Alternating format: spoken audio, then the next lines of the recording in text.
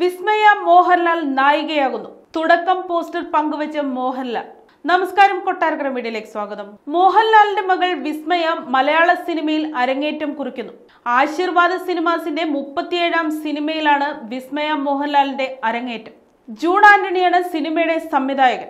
ചിത്രത്തിന്റെ കഥയും തിരക്കഥയും ജൂഡിന്റേതാണ്. ചിത്രത്തിന്റെ ടൈറ്റിൽ പോസ്റ്റർ മോഹൻലാൽ സമൂഹ മാധ്യമങ്ങളിലൂടെ പുറത്തുവിട്ടു. പ്രണവ് മോഹൻലാലിന് പിന്നാലെ വിസ്മയയും സിനിമയിൽ എത്തുന്നതോടെ താരത്തിന്റെ അടുത്ത തലമുറയും സിനിമയിൽ സജീവമാവുകയാണ്. 2018 എന്ന സിനിമയ്ക്ക് ശേഷം ജൂഡ് ആന്റണി ഒരുക്കുന്ന സിനിമയാണിത്. നേരത്തെ മോഹൻലാൽ ആദ്യമായി സംവിധാനം ചെയ്ത ബറോസ് എന്ന സിനിമയിൽ വിസ്മയ അസിസ്റ്റന്റ് ഡയറക്ടറായി പ്രവർത്തിച്ചിട്ടുണ്ട്. എഴുത്തുകാരി കൂടിയായ വിസ്മയ ഗ്രെയിൻസ് ഓഫ് സ്റ്റാർഡസ്റ്റ് എന്ന കവിതാ സമാഹാരം എഴുതിയിട്ടുണ്ട്. വിസ്മയ എഴുതിയ കവിതകളുടെയും വരച്ച ചിത്രങ്ങളുടെയും സമാഹാരമാണ് ഗ്രെയിൻസ് ഓഫ് സ്റ്റാർഡസ്റ്റ്.